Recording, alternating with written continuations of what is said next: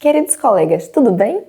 Na unidade anterior, entramos no bosque da literatura infantil.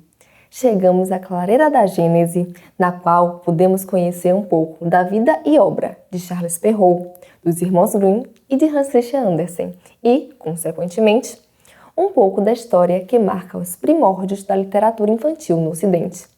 Depois disso, passeamos pela Trilha das Pedras Brancas, onde conversamos sobre livros clássicos e os clássicos da literatura infantil. Por fim, terminamos a unidade conversando sobre o autor que podemos considerar como um clássico da literatura infantil brasileira. A propósito, acertou quem apostou que estávamos falando de Monteiro Lobato.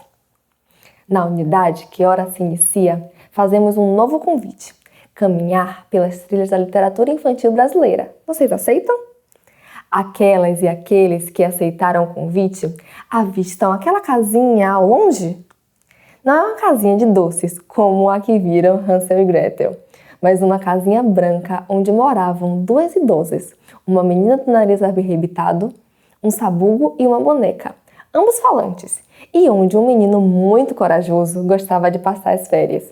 Acertou quem apostou que falávamos do sítio do Pica-Pau Amarelo.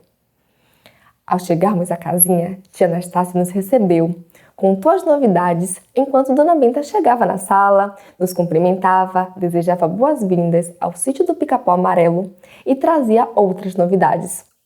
Receberam uma carta dos personagens da literatura infantil brasileira informando: desde que eles souberam da mudança dos personagens do mundo da fábula para as terras novas, vizinhas do sítio, decidiram que também queriam se mudar para lá. Dona Benta não sabia direito como responder a carta. As terras novas estavam superlotadas. Onde abrigar os personagens da literatura infantil brasileira? Vamos ajudá-la? Para isso, precisaremos mergulhar em 4 livros.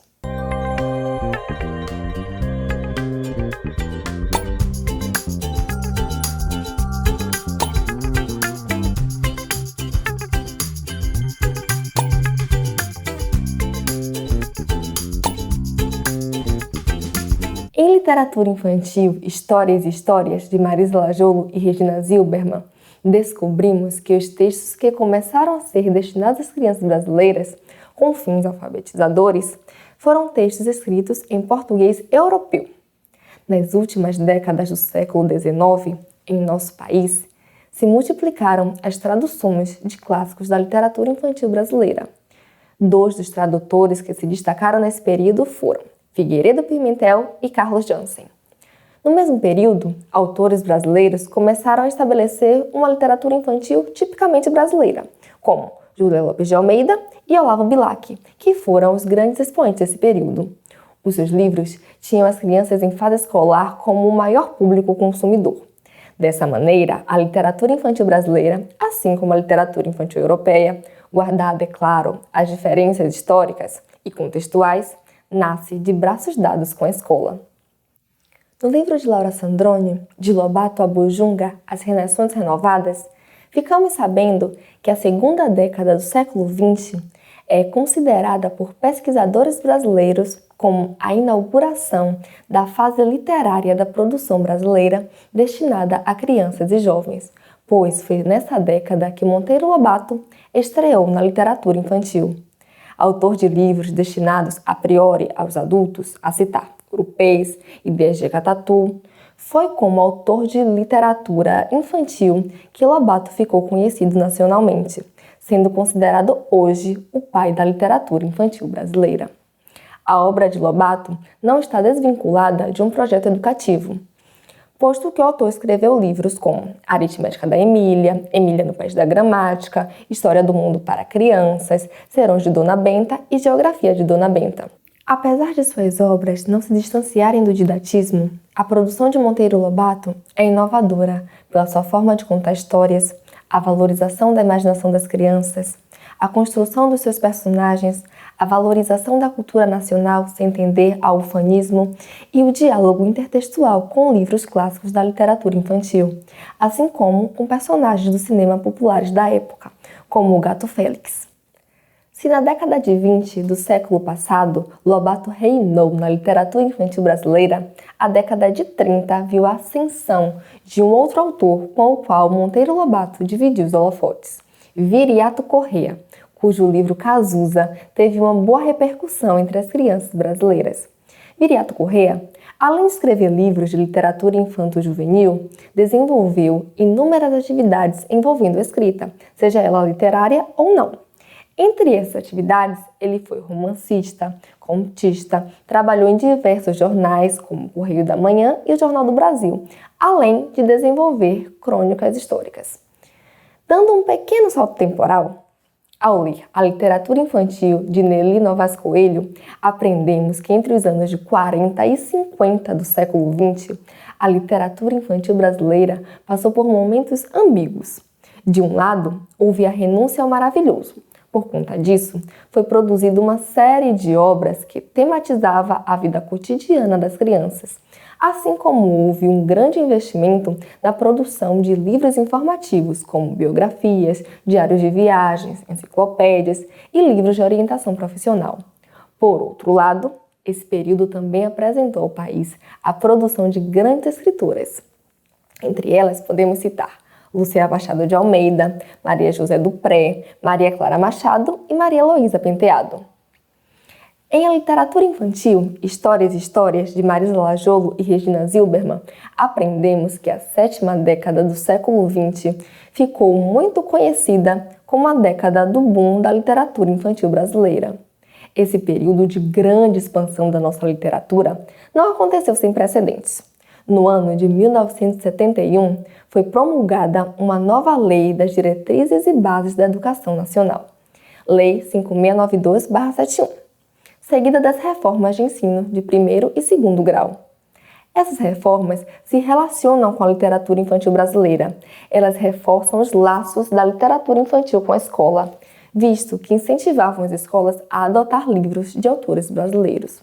Por outro lado, o nosso país também passou, na década de 60, por um período em que a literatura infantil e o fomento da leitura estavam em efervescência. Fora isso, os leitores se depararam com duas questões.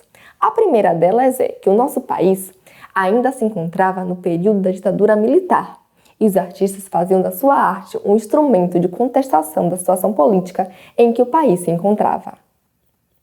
A segunda delas é que alguns autores do período foram influenciados pela produção literária de Monteiro Lobato. Silvia Ortoff, no livro Livro Aberto, Confissões de uma Inventadeira de Pauca Escrita, revela: Monteiro Lobato criançou a minha infância e foi minha primeira paixão literária. A literatura infantil, portanto, não pode deixar de ser influenciada por todos esses fatores. Se a ligação com a escola poderia, a priori, colaborar para a produção de livros com alto teor didático, aconteceu o contrário. Os livros produzidos no período são considerados até hoje como livros que não subestimam o potencial imaginativo e crítico das crianças. O crescimento da literatura infantil não parou na 7ª década do século XX. Entre os escritores que se destacaram nesse período, podemos citar Ana Maria Machado, Ruth Rocha, Fernanda Lopes de Almeida, Bartolomeu Campos de Queiroz, Marina Colassante, Lídia Bojunga, Ziraldo e Silvia Ortoff.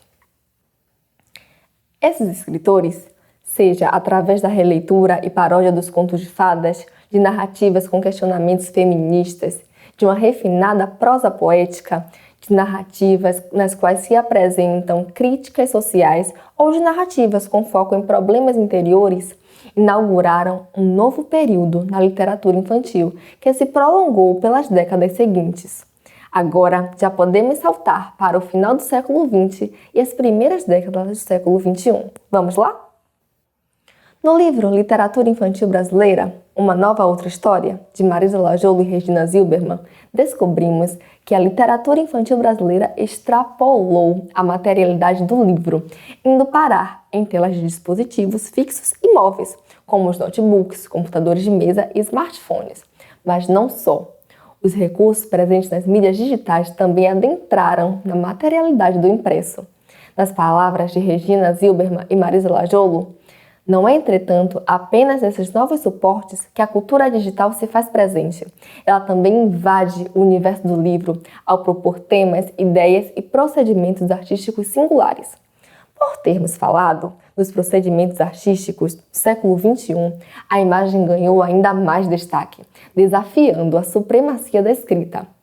Uma leitora, grande admiradora das artes visuais, lembrou que, entre os ilustradores cuja produção se destaca estão Mariana Massarani, André Neves, Renato Morricone, Graça Lima e Roger Mello.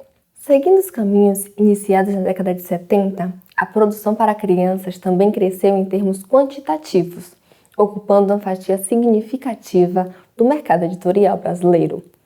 Junto ao crescimento em termos quantitativos, recorrendo a estratégias como o uso da intertextualidade com narrativas clássicas e a inclusão de vozes de sujeitos diferentes, como indígenas e negros. Entre os escritores indígenas, cuja produção precisa ser sublinhada, figuram Eliane Potiguara, Daniel Munduruku e Yaguaré Yaman. E, entre os escritores afro-brasileiros, se destaca a produção de Júlio Emílio Braz, Elisa Lucinda, Kiusan de Oliveira e Lázaro Ramos.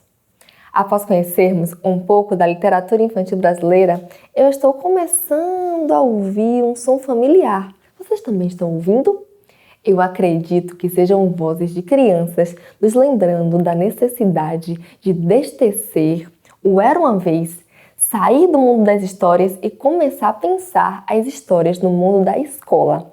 Enfim, seguir por outras trilhas. Antes, porém, ainda precisamos ajudar a turma do sítio a dividir as terras. No nosso fórum, vocês poderão compartilhar as soluções para esse desafio. Um abraço, até mais!